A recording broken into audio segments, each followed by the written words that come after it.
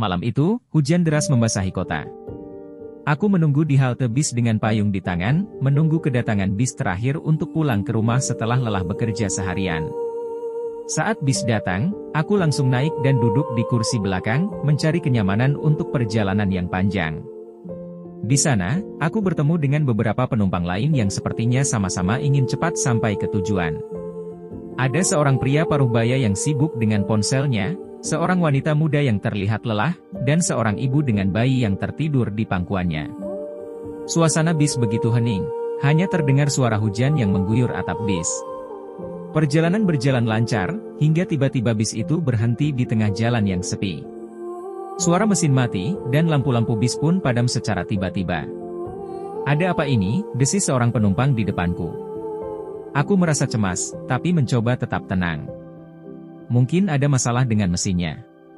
Sementara kita tunggu sopirnya memperbaiki, kataku mencoba menenangkan penumpang lainnya. Namun, suasana semakin mencekam saat pintu bis terbuka dengan sendirinya, mengeluarkan angin dingin dari luar. Beberapa penumpang mulai panik, dan aku merasa denyut jantungku semakin cepat. Tiba-tiba, suara dengusan menyeramkan terdengar di telingaku. "Tidak mungkin, itu hanya angin," ucap pria paruh baya dengan wajah pucat. Tetapi, seorang penumpang lain bersikeras, "Aku yakin ada sesuatu di luar sana." Saat itulah, seorang penumpang dari belakang berdiri, tubuhnya gemetar. "Mereka datang untukku," bisiknya dengan suara parau, membuat kami semua merinding. "Siapa yang datang untukmu?" tanyaku, mencoba mencari tahu. "Dia," jawabnya sambil menunjuk ke arah pintu yang terbuka. Aku menatap ke arah pintu, tapi tidak melihat apa-apa. Namun, ketika aku melihat ke arah penumpang yang berbicara tadi, sosok itu menghilang. "Ini gila," kataku dalam hati. Tiba-tiba, lampu-lampu bis menyala kembali, dan mesin pun hidup kembali. Suasana lega memenuhi ruangan. Namun, ketika kami menghitung penumpang, ternyata ada satu orang yang menghilang tanpa jejak. "Apa yang terjadi?" tanya wanita muda itu, wajahnya pucat. "Kita tidak tahu," jawabku, tetapi hatiku masih berdegup kencang. Tapi, sepertinya kita semua mengalami sesuatu yang tidak bisa dijelaskan. Perjalanan berlanjut, tapi suasana di dalam bis tidak pernah kembali seperti semula. Setiap kali aku melewatinya, aku merasakan kehadiran yang tidak terlihat di dalam bis tersebut, mengingatkanku pada malam itu yang penuh misteri.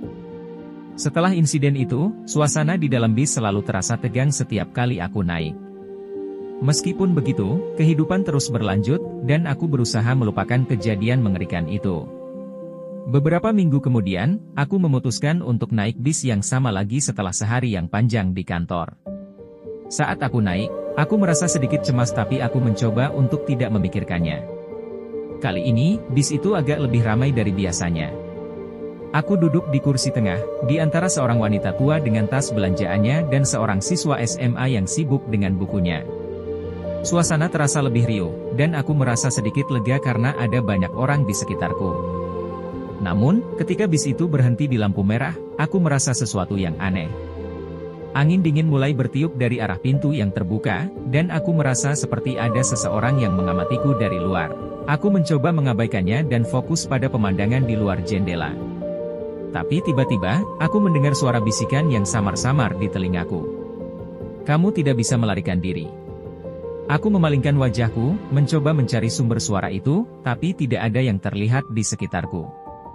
Keringat dingin mulai mengalir di keningku, dan aku merasa ketakutan yang tak terkendali. "Sudah kembali?" bisik seseorang di sebelahku, membuatku terkejut. Aku menoleh dan melihat seorang pria paruh baya tersenyum padaku. "Apa maksudmu?" tanyaku, mencoba menahan ketakutanku. "Dia suka mengganggu penumpang di sini," katanya dengan serius. "Tapi jangan khawatir, dia tidak akan menyakiti kamu. Dia hanya ingin kamu tahu bahwa dia selalu ada di sekitarmu." Aku merasa bulu kuduku berdiri. "Siapa dia?" tanyaku dengan gemetar. "Tidak ada yang tahu dengan pasti," jawab pria itu sambil menatap keluar jendela. "Tapi katanya, dia adalah roh penumpang yang kehilangan nyawanya dalam kecelakaan di jalan ini." Aku menelan ludah, mencoba memahami apa yang baru saja ku dengar. Sebelum aku bisa bertanya lebih lanjut, bis itu mulai bergerak lagi dan aku tidak bisa menahan rasa lega saat melihat tujuan akhir semakin dekat. Setelah aku turun dari bis, aku merasa lega bahwa aku akhirnya bisa melarikan diri dari suasana yang menakutkan di dalamnya. Namun, cerita tentang roh penumpang itu tetap menghantui pikiranku, dan aku tahu bahwa aku tidak akan pernah melupakan pengalaman horor di bis itu. Setiap hari, aku mencoba untuk melangkah maju dan tidak membiarkan ketakutan menguasai hidupku. Aku mulai mengambil langkah-langkah kecil untuk mengatasi rasa takutku, seperti berbicara dengan ahli tentang pengalaman mengerikan di dalam bis itu dan belajar teknik-teknik relaksasi untuk mengendalikan kecemasan. Tetapi, meskipun aku berusaha untuk melupakan kejadian itu, ada sesuatu yang terus mengganggu pikiranku. Aku merasa seperti ada sesuatu yang belum terselesaikan, seperti ada pesan yang ingin disampaikan oleh roh penumpang itu. Suatu malam, aku memutuskan untuk kembali ke tempat kejadian itu. Aku berdiri di tepi jalan yang gelap, mencoba mengingat kembali momen mencekam di dalam bis. Tiba-tiba, aku merasakan kehadiran yang tidak terlihat di sekitarku. "Apa yang kamu inginkan?" tanyaku dengan suara gemetar. Tidak ada jawaban, tetapi aku merasa seperti ada sesuatu yang mencoba berkomunikasi denganiku. Aku merasa tubuhku gemetar, tetapi aku bertekad untuk tetap berkomunikasi dengan roh itu. "Apa yang ingin kamu sampaikan padaku?" tanyaku dengan lembut. Tiba-tiba, aku merasakan kehadiran itu semakin dekat. Suasana seakan-akan berubah, dan aku merasakan kehangatan yang menyelimuti diriku. Aku merasa seperti ada seseorang yang memelukku dari belakang, memberiku rasa nyaman dan ketenangan yang luar biasa. "Aku hanya ingin kamu tahu bahwa aku sudah menemukan kedamaianku," bisikan halus terdengar di telingaku. Aku merasa haru, tetapi juga merasa lega. Akhirnya, aku mendapatkan jawaban atas ketakutanku. Aku tersenyum, merasa lega bahwa roh penumpang itu telah menemukan kedamaian di dunia lain. Dengan hati yang lega, aku meninggalkan tempat itu dengan perasaan ringan. Aku tahu bahwa meskipun kejadian itu akan selalu menjadi bagian dari cerita hidupku, aku bisa melanjutkan hidupku dengan damai, tanpa beban ketakutan yang menghantui.